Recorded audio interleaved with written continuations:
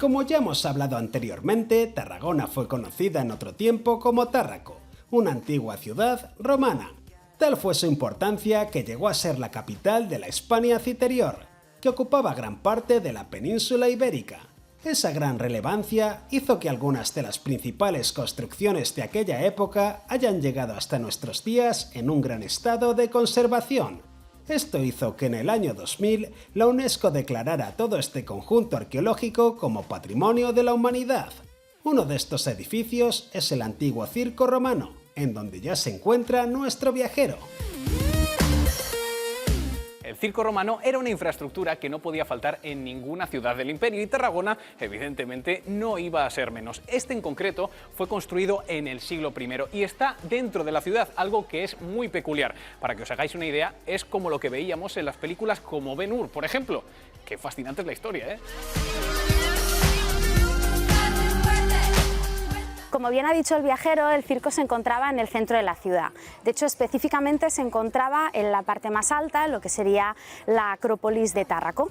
Las medidas del circo serían unos 325 metros de largo aproximadamente y la capacidad pues, sería aproximadamente de unos 30.000 espectadores.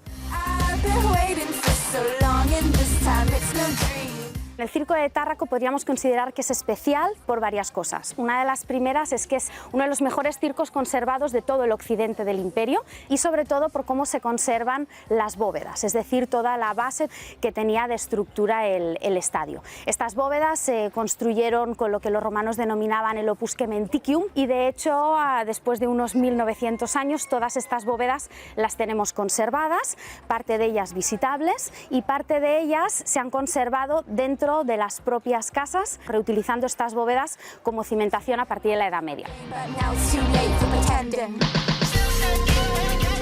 Contemplar una obra de esta magnitud es increíble y pensar que las bóvedas subterráneas que he ido conociendo sustentan todo este graderío que llega hasta el ayuntamiento, ¿cómo lo hacían los romanos de verdad? Hoy en día es todo una atracción turística, como podéis observar detrás de mí. Y también deciros que la torre del pretorio que está aquí al lado es indispensable. Tenéis que ir a ella para contemplar sus vistas. Os la recomiendo.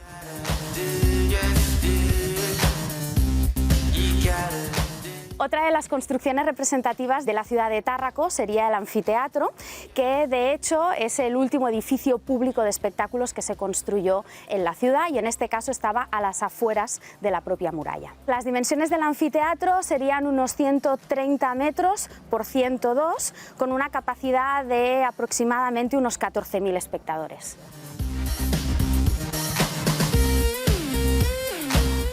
¿Os imagináis estar en época romana y bajar las escaleras escuchando a la multitud gritar? Y no solo eso, sino tener estas vistas del mar. Desde luego que no se me ocurre una forma mejor de ocio. Pero ¿qué os parece si nos adentramos abajo y lo conocemos más de cerca? Era un edificio público romano que se utilizaba en este caso para espectáculos o muneras. Estas muneras serían sobre todo espectáculos de luchas, que serían las luchas entre hombres y fieras, eran representaciones de caza de animales salvajes. Después harían también ejecuciones públicas y finalmente lo que denominaban las munera gladiatoria, que eran las luchas de gladiators y también gladiatrix, porque a día de hoy sabemos que las mujeres también acababan luchando en estos anfiteatros.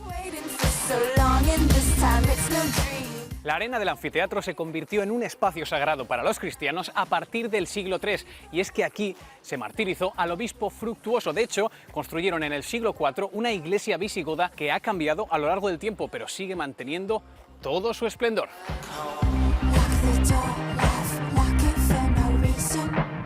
Otro de los lugares que nos introducen en la época romana en Tarragona pues sería el paseo arqueológico con toda la visita a las murallas romanas. Podemos ver piezas de arquitectura romana o incluso podemos encontrar una copia del Augusto de Prima Porta o la Loba Capitolina y una de las grandes torres romanas con el relieve de la diosa Minerva, por ejemplo.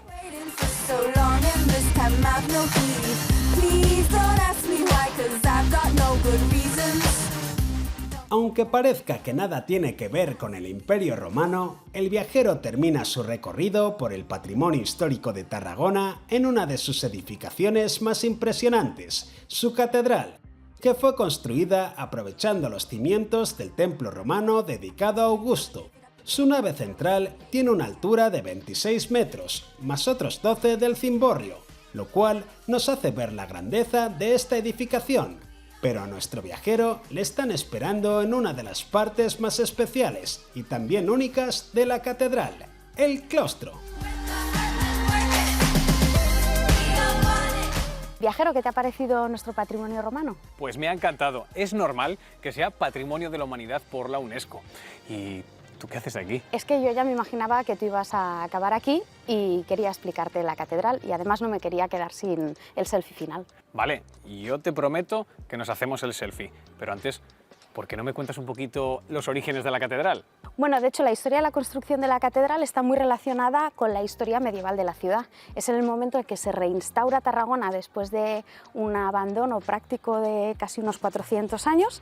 En el siglo XII se vuelve a reinstaurar una ciudad en este punto y entonces empiezan a construir una grandísima catedral. Y en el exterior de la catedral, ¿qué elementos así más llamativos vamos a poder encontrar? Podemos ver dos grandes pórticos románicos y un gran portalón gótico en el centro, con un rosetón de los más grandes de las catedrales góticas europeas, de hecho. Y además la parte superior tendría que acabar con dos pináculos y una parte triangular, y no se acaba porque en el año 1348 paran las obras por la llegada de la peste negra, de la peste bubónica. Aparte de la fachada también tenemos piezas romanas y bueno, un pórtico espléndido. Claro, es verdad, es como que cuando entras es un mundo nuevo y súper amplio que parece que te acerca con Dios, ¿no?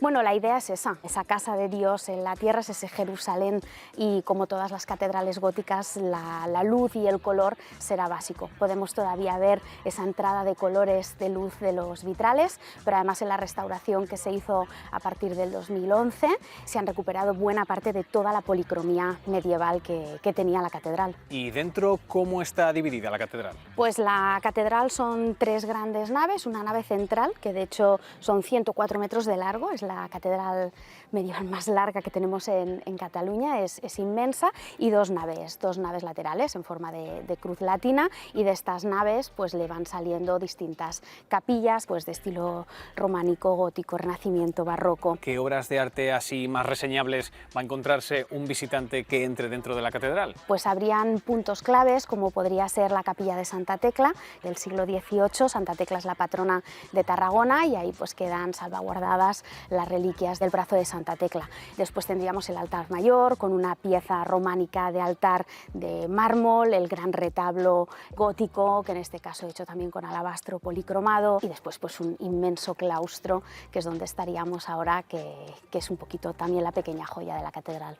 Y tanto, porque te iba a preguntar, este oasis tan verde, ¿cómo es que se encuentra justo al lado de un edificio como la catedral? Bueno, el claustro forma parte de las dependencias de la catedral. ¿Y es de la misma época de construcción que la catedral o posterior? Bueno, es de la misma época. Tenemos también esta transición del románico al gótico, que lo podemos ver tanto en los capiteles como en los arcos, en las propias bóvedas, e incluso una de las esquinas del claustro es una de las esquinas de la gran plaza que rodeaba el templo romano. O sea, un lugar que lleva siendo sagrado durante siglos. Sí, de hecho, los arqueólogos muchas veces hablamos, los historiadores, de esta zona como el recinto de culto de la ciudad, ya no solo cristiano ni solo pagano, porque aquí estuvo el templo de Augusto, después habrá una basílica visigoda, después estará ese abandono y finalmente se construirá la catedral. Es el lugar más alto de la ciudad, desde cualquier punto se puede ver el templo que haya en el momento que se coloque. Oye, ¿cuánto he aprendido gracias a ti? Ahora, yo siempre cumplo mi palabra. Hay que hacer ese selfie. Y hay que hacer ese selfie. Es verdad, pero ¿puedo ponerte yo también un reto? Vale, sí, cuéntame. Bueno, ya has conocido nuestro patrimonio y nuestras tradiciones. Yo ahora te invito a que también conozcas todo ese espacio natural que tenemos alrededor de la ciudad, que pasees por las playas y te vayas a buscar, a conocer a la Marquesa. Y si la paseas, pues al final tendrás una sorpresa. Vale, vale. A mí me encantan los retos.